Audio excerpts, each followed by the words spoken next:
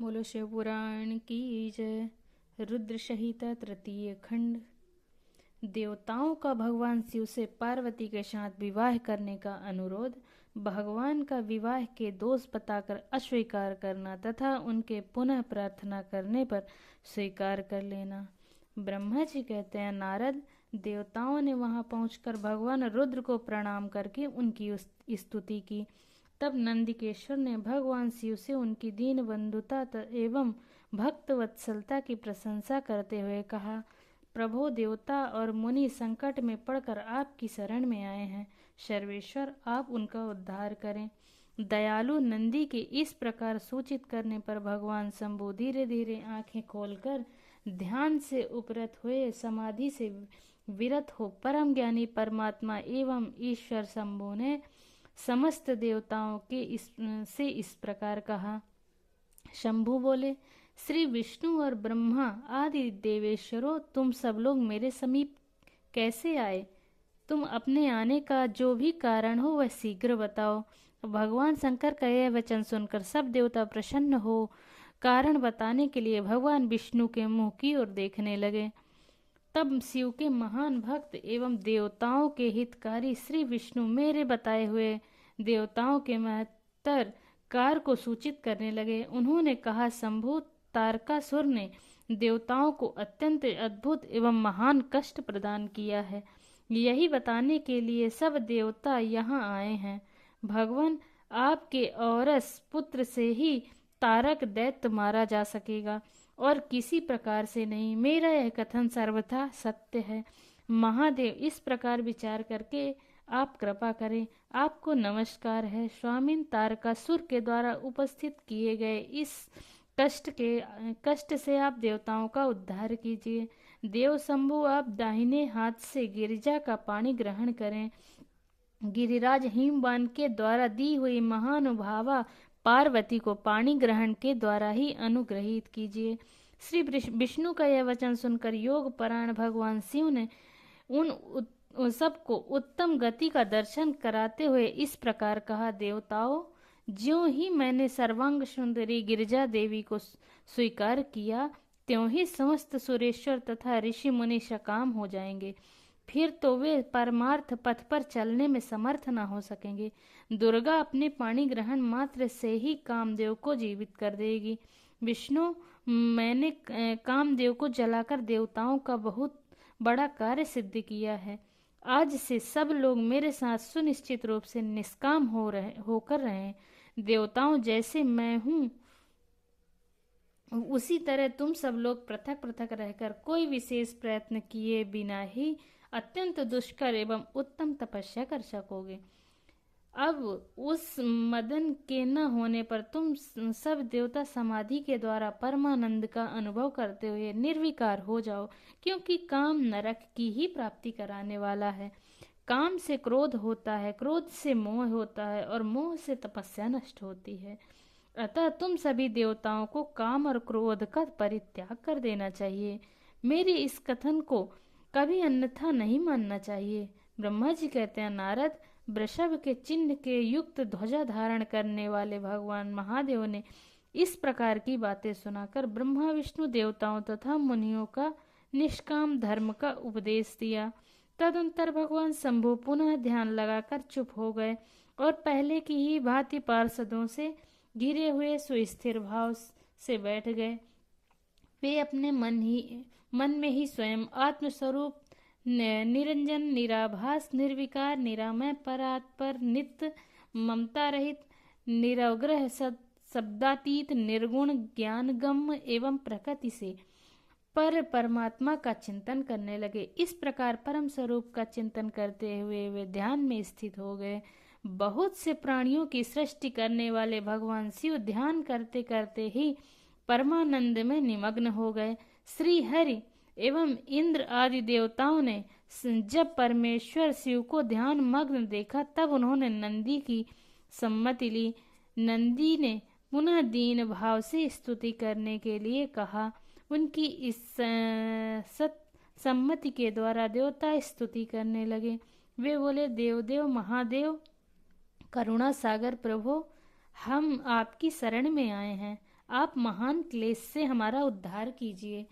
ब्रह्मा जी कहते हैं, नारद, इस प्रकार बहुत दीनतापूर्ण युक्त से देवताओं ने भगवान शंकर की स्तुति की। इसके बाद वे सब देवता प्रेम से व्याकुल चित्त हो उच्च स्वर से फूट फूट कर रोने लगे। मेरे साथ भगवान श्री हरि उत्तम भक्ति भाव से युक्त हो मन ही मन भगवान शंभु का स्मरण करते हुए अत्यंत दीनतापूर्ण वाणी द्वारा उनसे अपना अभिप्राय निवेदन करने लगे। देवताओं के मेरे तथा श्रीहरि किसके इस प्रकार बहुत स्तुति करने पर भगवान महेश्वर अपनी भक्त वत्सला के कारण ध्यान से विरत हो गए। उनका मन अत्यंत प्रसन्न था। वे भक्त वत्सल शंकर श्रीहरि आदि को करुणा दृष्टि से देखकर उनका हर्ष बढ़ाते हुए बोले, विष्णु, ब्रह्मा तथा इंद्र आदि देवताओं, तुम सब लोग एक साथ यहाँ कैसे अभिप्राय से आए हो? मेरे सामने सच सच बताओ। श्री हरि ने कहा, महेश्वर, आप सर्वज्ञ हैं, सब के अंतर्यामी ईश्वर हैं। क्या आप हमारे मन की बात नहीं जानते? अवश्य जानते हैं, तथापि आपकी आज्ञा से मैं स्वयं भी कहता हूँ। सुखदायक शंकर, हम सब देवताओं को तारकासुर से अनेक प्रकार का दुख प्राप्त हुआ है, इसलिए देवताओं के आपको प्रसन्न किया है। आपके लिए ही उन्होंने गिरिराज हिमालय से शिवा की उत्पत्ति कराई है। शिवा के गर्भ से आपके द्वारा जो पुत्र उत्पन्न होगा उसी से तारकासुर की मृत्यु होगी, दूसरे किसी उपाय से नहीं। ब्रह्मा जी ने उस दैत्य को वही वर दिया, इस कारण दूसरे से उसकी मृत्यु नहीं हो पा रही है। अतः वह निडर होकर सारे संसार को कष्ट दे रहा है। इधर नारद जी की आज्ञा से पार्वती कठोर तपस्या कर रही हैं। उनके तेज से समस्त चराचर प्राणियों सहित त्रिलोकी का आच्छादित हो गई हैं। इसलिए परमेश्वर, आप शिवा को वर देने के लिए जाइए। स्वामिन, देवताओं का दुख मिटाइए और हमें सुख दीजिए। शंकर, मेरे तथा देवताओं के हृदय में आपके विवाह का उत्सव देखने के लिए बड़ा भारी उत्साह है। अतः आप यथोचित रीति से विवाह कीजिए। परात्पर परमेश्वर, आपने रति को जो वर दिया था उसकी पूर्ति का अवसर आ गया है, अतः अपनी प्रतिज्ञा को शीघ्र सफल कीजिए। ब्रह्मा जी कहते हैं, नारद, ऐसा कह उन्होंने प्रणाम करके श्री विष्णु आदि देवताओं और महर्षियों ने नाना प्रकार के स्तोत्रों द्वारा पुनः उनकी स्तुति की। फिर वे सब के सब उनके सामने खड़े हो गए। भक्तों के अधीन रहने वाले भगवान शंकर भी, जो वेद मर्यादा के रक्षक हैं, देवताओं की बात सुन हंसकर बोले, हे हरे, हे विधे और हे देवताओं, तुम सब लोग आदर पूर्वक सुनो। मैं यथोचित विशेषता विवेक पूर्ण बात कह रहा हूँ। विवाह करना मनुष्यों के लिए उचित कार्य नहीं है, क्योंकि विवाह दृढ़ता पूर्वक बांध रखने वाली एक बहुत बड़ी वेणी है। जगत में बहुत से कुसंग हैं, परंतु स्त्री का संग उसमें सबसे बढ़कर है। मनुष्य सारे बंधनों से छुटकारा पा सकता है, परंतु स्त्री प्रसंग रूपी बंधन से वह मुक्त नहीं हो पाता। लोहे और काठ की बनी हुई बेड़ियों में दृढ़ता पूर्वक बंधा हुआ पुरुष भी एक दिन उस कैद से छुटकारा पा सकता है, परंतु स्त्री पुत्र आदि के बंधन में बंधा हुआ मनुष्य कभी छूट नहीं पाता। महान बंधन में डालने वाले विषय सदा बढ़ते रहते हैं। जिसका मन विषयों के वशीभूत हो गया है, उसके लिए मोक्ष स्वप्न में भी दुर्लभ है। विद्वान पुरुष यदि सुख चाहता है तो वह विषयों को विधि पूर्वक त्याग दे। विषयों को विषय के समान बताया गया है, जिसके द्वारा मनुष्य मारा जाता है। विषयी के साथ वार्ता करने मात्र से मनुष्य क्षण भर में पतित हो जाता है। आचार्यों ने विषय को मिश्री मिलाई हुई वाणी मदिरा कहा है। यद्यपि मैं इस बात को जानता हूँ और यद्यपि विषयों के इस सारे दोषों का मुझे विशेष ज्ञान है, तथापि मैं तुम्हारी प्रार्थना को सफल करूंगा, क्योंकि मैं भक्तों के अधीन रहता हूँ और भक्त वत्सलावश उचित अनुचित सारे कार्य करता हूँ। इसलिए तीनों लोकों में अयथोचित कर्ता के रूप में मेरी प्रसिद्धि है। भक्तों के लिए मैंने अनेक बार बहुत से प्रयत्न करके कष्ट सहन किए हैं। गृहपति होकर विश्वानर मुनि का दुख दूर किया है। हरे विधे, अब अधिक कहने की क्या आवश्यकता है। मेरी जो प्रतिज्ञा है उसे तुम सब लोग अच्छी तरह जानते हो। मैं ये सत्य कहता हूँ कि यह जब जब भक्तों पर कई विपत्ति आती है तब तब मैं तत्काल उनके सारे कष्ट हर लेता हूँ।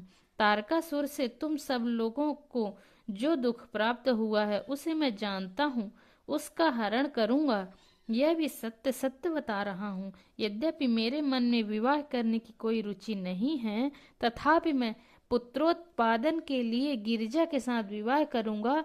तुम सब देवता अब निर्भय होकर अपने अपने घर जाओ, मैं तुम्हारा कार्य सिद्ध करूंगा। इस विषय में अब कोई विचार नहीं करना चाहिए। ब्रह्मा जी कहते हैं, नारद, ऐसा कहकर भगवान शंकर मौन हो समाधि में स्थित हो गए और विष्णु आदि सभी देवता अपने अपने धाम को चले गए। बोलो शिव पुराण की।